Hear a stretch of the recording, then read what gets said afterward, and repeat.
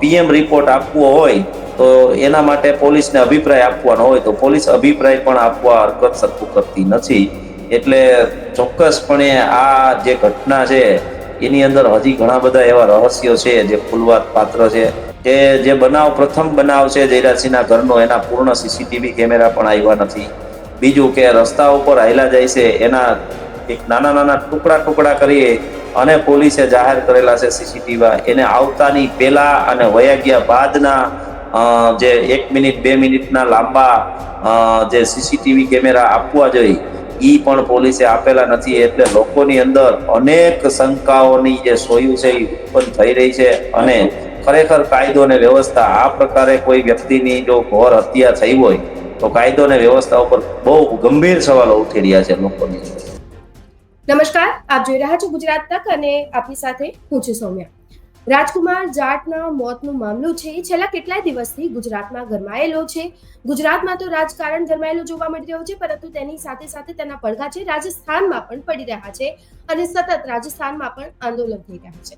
આ બધાની વચ્ચે એક પોસ્ટમોર્ટમ રિપોર્ટ છે એ બહાર આવી છે જે ખૂબ જ ચોંકાવનારો હોય છે અને એમાં 40 થી પણ વધુ તેના શરીર પર ઈજાઓ હોવાના એ રિપોર્ટમાં ખુલાસો કરવામાં આવે છે. આ પોસ્ટમોર્ટમ રિપોર્ટ પર શું કહી રહ્યા છે રાજુભાઈ સખિયા, જે પાટીદાર અગ્રણી છે, તે આપણી સાથે જોડાયા છે. રાજુભાઈ, સ્વાગત છે આપનું ગુજરાત તકમાં. ફોરેન્સિક રિપોર્ટ રાજકુમાર જાટને લઈને આવી ગયો છે. આ મુદ્દા પર આપનો શું અભિપ્રાય છે, શું એનાલિસિસ છે? ફોરેન્સિક રિપોર્ટ જે છે એના પીએમ નો ઈ આવી ગયેલો છે અને ઈ રિપોર્ટમાં 42 ઈજાઓની જે બાબત આવી છે રિપોર્ટની અંદર, એમાં ઘણી બધી ઈજાઓ એવી છે જે એક્સપર્ટના કહેવા મુજબ એક્સિડન્ટથી ન થઈ શકે. અને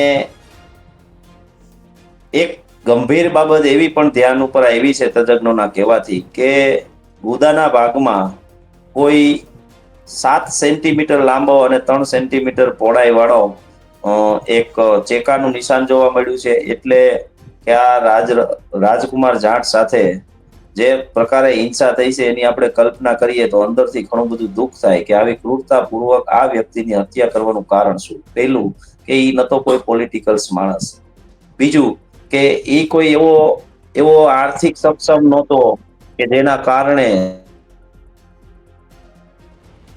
કઈ લેવલ જ એના એવા નહોતા કે એને કોઈ સાથે આવી દુશ્મની હોઈ શકે. આ સાથે જ અનેક જે ખુલાસાઓ થઈ રહ્યા છે તે બાદ જે ન્યુરો સર્જન છે તેમનું નિવેદન પણ સામે આવ્યું છે. જેમ કે રાજકોટથી હેમાંગભાઈ વસાવડા હતા, તેમનું પણ એવું કહ્યું છે કે મેં આવી ડોક્ટરની મારી કારકિર્દીમાં આવી રીતે હિટ એન્ડ રનમાં આટલી ઈજાઓ છે એ નથી જોઈ. ત્યારે લાગે છે કે કંઈક છુપાવવાના પ્રયત્નો છે એ કરવામાં આવી રહ્યા છે આ સમગ્ર મામલે. બિલકુલ. ખરેખર તો પ્રથમ જ્યારે એક્સિડન્ટની વાત આવે છે 4 તારીખે સવારે એમ્બ્યુલન્સ જે 108 નો ઉલ્લેખ કરવામાં આવ્યો છે પોલીસ દ્વારા, ઈ જ્યારે દવાખાને આ શબને લઈ જાય છે ત્યારે આ શબનું પ્રથમ પીએમ રિપોર્ટ કરવામાં આવે છે અને અજાણ્યા વ્યક્તિની લાશની પેલી આપી અને એને અજાણ્યા લાશમાં જે રજીસ્ટર છે એની અંદર એને મૂકી અને એને કોલ્ડ સ્ટોરેજમાં મૂકવામાં આવે છે. તો પ્રથમ પીએમ રિપોર્ટ છે ઈ રતનકુમાર જાટ એટલે કે મૃતકના પિતાને આપવામાં આવતો નથી હોસ્પિટલ તરફથી આપવામાં આવતો કે નથી ડોક્ટર તરફથી. એમના એડવોકેટ શ્રીએ જયારે સરકારી વકીલ શ્રી જે આપણા જિલ્લાના છે એમનો સંપર્ક કર્યો તો એને એવું કીધું કે તમને મળવા પાત્ર છે, તમને ફોરેન્સિક લેબોરેટરીનો રિપોર્ટ મળી ગયો તો આ રિપોર્ટમાં મળવામાં શું વાંધો હોય. પરંતુ પોલીસ તંત્ર દ્વારા આ રિપોર્ટ આપવામાં આવતો નથી. કારણ કે પોલીસ જો અભિપ્રાય આપી દે તો એનું એક નિયત નમૂનો હોય છે. એ નિયત નમૂનાની અંદર મરણ જનારનો પીએમ રિપોર્ટ આપવો હોય તો એના માટે પોલીસને અભિપ્રાય આપવાનો હોય તો પોલીસ અભિપ્રાય પણ આપવા હરકત સરખું કરતી નથી. એટલે ચોક્કસપણે આ જે ઘટના છે એની અંદર હજી ઘણા બધા એવા રહસ્યો છે જે ખુલવા પાત્ર છે.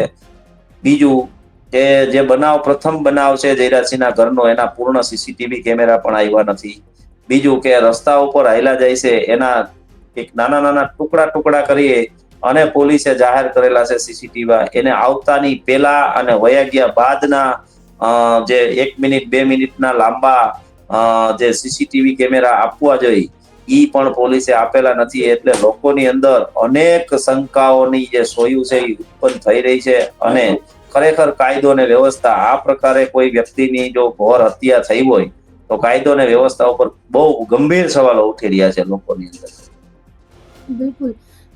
ગોંડલમાં તો ખાસ કરીને કાયદો અને વ્યવસ્થાના સવાલો અનેક ઉત્પન્ન થઈ રહ્યા છે, કારણ કે એક બાદ એક જે ઘટના આવી રહી છે પ્રકાશમાં, તેને લઈને ગોંડલના કાયદા વ્યવસ્થા ઉપર પ્રશ્નો ઉત્પન્ન થઈ રહ્યા છે. પરંતુ એની સાથે સાથે આપણા પાસેથી એ પણ સમજવું છે કે પરિવાર છે એ વારંવાર એવું કહી રહ્યું છે કે આ હત્યા છે, હિટ એન્ડ રનનો બનાવ નથી. તો આ વાતમાં આપને કેટલી સચ્ચાઈ લાગે છે? બિલકુલ. પરિવાર છે એનો જે આરોપ પ્રથમથી છે કે ભાઈ મારા છોકરા સાથે માર ઝૂટ જયરાજસિંહના બંગલામાં થયેલ છે, તો એના કેમેરા જાહેર કરી દેવા જોઈએ. બીજું કે પોલીસે એના જો હિટ એન્ડ રનનો જ કેસ હોય તો એના આખા રસ્તા ઉપર અસંખ્ય જગ્યાએ લાગેલા કેમેરા છે. એ તમામ કેમેરાઓની આવક જાવક અને આવતો હોય એની પેલાના અને જાય એ પછીના 1-1 મિનિટ જેવા સીસીટીવી કેમેરા છે એ એના પરિવારને આપી દેવા જોઈએ અને એને સંતોષ કરાવવો જોઈએ કે ખરેખર આ હિટ એન્ડ રન છે. હિટ એન્ડ રન હોય તો પીએમ રિપોર્ટ છે ઈ પણ જે ફોરેન્સિક પીએમ રિપોર્ટ છે એને હિટ એન્ડ રનને સંલગ્ન નથી આવેલો, તો એની સમજ માટે પણ એને એક્સપર્ટો સામે બેસાડી અને આરોપ જો ખોટો હોય તો પોલીસે આટલું કરાવવું જોઈએ. પણ પોલીસે આવું કોઈ કરાવવા માટે એનો કોઈ સંપર્ક કરેલ નથી એના પરિવારનો, અને એનો પરિવારને કોઈ એવો ઠોસ જવાબ પણ આપેલો નથી. ઠોસ જવાબ પોલીસ તો આપી નથી રહી, પરંતુ બીજી બાજુ રાજસ્થાનમાં સતત માંગણી થઈ રહી છે, ઉગ્ર આંદોલન થઈ રહ્યું છે. 16 ધારાસભ્ય, એક સાંસદ છે એ મેદાનમાં છે અને એની સાથે સાથે સીબીઆઈ જાંચની છે તેઓ માંગ કરી રહ્યા છે. લાગે છે કે આ કેસમાં સીબીઆઈની એન્ટ્રી થશે અને પોલીસની ભૂમિકા છે, જે અત્યારે રાજકોટ પોલીસની છબી છે ખરડાઈ ગઈ છે આમાં, એ સ્પષ્ટ થશે. બિલકુલ. એના તફાવતમાં બંને રાજ્યના તફાવત કહી દઉં કે ત્યાંનો જાટ અને ગુર્જર સમાજ છે ઈ પણ પટેલ છે, અને અહીંયાનો પટેલ સમાજ લેવા કડવા આંજણા ચૌધરી જે છે એ બધા પણ પટેલ સમાજ છે. એટલે એક ખેતી કરતો વર્ગ છે, ખેડૂત વર્ગ છે. ત્યાં એજ્યુકેશન સ્ટેટ લેવલનું નથી, ત્યાં એજ્યુકેશન છે ઈ જે સીબીએસસી નું છે. એટલે ત્યાં જે છે ત્યાંનું સિલેબસ છે ઈ પણ સારું છે. બીજું ત્યાં જે અમારા સમાજના જે છોકરા છે ઈ ફૌજમાં પણ ઘણા બધા પોતે છે. બીજું કે અહીંયા અનામત આંદોલનની લડાઈમાં પટેલોએ 14 ખપાવી દીધા અને શહીદોની ઓલી કરાવી નાખી. પણ એની જગ્યાએ ત્યાં રાજસ્થાનની અંદર આ જાટ સમાજ સમુદાયે રેલગાડીના પાટા ઉખેડી અને અનામત ઓબીસી ના રિઝર્વેશનમાં પોતે સમાવેશ કરેલો છે. એટલે ઈ આર્થિક, સામાજિક, રાજકીય બધી રીતે પરિપક્વ છે. એટલે 100% ઈ લોકો સીબીઆઈ અને યોગ્ય ઇન્વેસ્ટિગેશન અને ન્યાય મેળવીને જ રહેશે.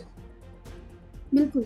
રાજુભાઈ, અહીં છે ને સતત એવું પણ કહેવામાં આવી રહ્યું છે, રાજસ્થાનમાં જે વકીલ છે રાજકુમાર જાટના અને એમના આ સાથે જ પરિવારનું પણ કહેવું છે કે આ જે હત્યા કરવામાં આવી છે એ જયરાજસિંહના પરિવાર ઉપર ગંભીર આરોપો છે, આક્ષેપો છે, તે કરવામાં આવી રહ્યા છે. આ વાતમાં કેટલી સચ્ચાઈ લાગે છે? બિલકુલ. ખરેખર જો જુનાગઢના બનાવને એના પ્રકરણને ધ્યાનમાં લેવામાં આવે તો એમાં પણ આવી કોઈ એવી સંજય સોલંકી સાથે કોઈ ઘટના એવી અગાઉની અદાવત કે એવું કોઈ ધ્યાન ઉપર આવેલ નહોતું, છતાં એનું અપહરણ કરી એને મારવાનો, એને નગ્ન કરવા વગેરેના જો કરવાની જો અહીંના જે જયરાજસિંહના છોકરાએ હરકત કરેલી હોય તો સ્વાભાવિકપણે છે કે આ છોકરા સાથે પણ આવી હરકતો કરેલી હોય.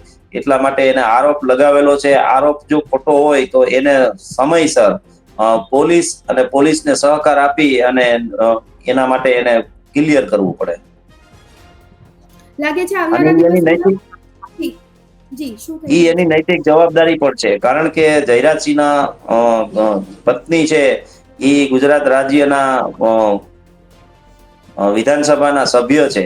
એટલા માટે એની નૈતિક જવાબદારી પણ છે કે એને કોઈ આરોપ લગાડે તો એ આરોપમાંથી એને મુક્ત થવું હોય તો એને પોતાના પુરાવા અને જે કઈ આપવું હોય આપી અને ક્લિયર કરવું એની નૈતિક ફરજ છે, એ બજાવવી પડે. ઓકે. એમની ફરજ અદા કરે એ સારી વાત છે, પરંતુ અહીં એ પણ વાત એ આશ્ચર્યજનક લાગે કે અહીં પોલીસની પણ હંમેશા શંકાસ્પદ ભૂમિકા રહી છે. લાગે છે કે આ ચિત્ર ક્યારે સ્પષ્ટ થશે અને આ ગુથ્થી સુલજશે ખરી, કે પછી માહોલ શાંત થઈ જશે આવનારા દિવસોમાં? પોલીસ આવી ઘટનાઓ ઘટતી હોય ને, પોલીસ ગમે તેટલો ઢાક પછોડો કરી લે રાજકીય અને સામાજિક બળ, આર્થિક બળથી, પણ ક્યાંક ને ક્યાંક હમ. એને જ આપણે કુદરત કહીએ છીએ કે ક્યાંક ને ક્યાંક આવી ઘટનાઓની અંદર કુદરત જ, આપણે ગીતા ભાગવતમાં લખેલું છે ને કે યદા યદા હિ ધર્મસ્ય ગ્લાનિર્ ભવતિ ભારત, જ્યારે જ્યારે અન્યાય થાય ને જરૂર પડે ને ત્યારે કૃષ્ણના રૂપમાં કોઈક ને કોઈક આવી અને મદદરૂપ થતો હોય છે. આ જ પ્રકરણમાં એવા કૃષ્ણ આવી જશે અને 100% થઈ જશે, અમને વિશ્વાસ છે. Okay, thank you so much Rajubhai, આપ અમારી સાથે જોડાયા અને તમામ માહિતી આપી તે બદલ થેન્ક યુ સો મચ.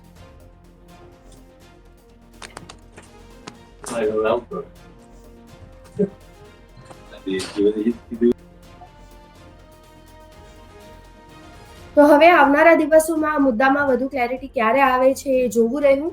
આપ આપના અભિપ્રાયો અમને કમેન્ટ બોક્સમાં જાણ કરી શકો છો. આ સમગ્ર મુદ્દા પર આપના શું અભિપ્રાયો છે એ આપ અમને જાણ કરી શકો છો. અત્યારે બસ આટલું જ. ફરી મળીશું લેટેસ્ટ અપડેટ સાથે. ત્યાર સુધી મને એટલે કે સૌમ્યને આપશો રજા. નમસ્કાર.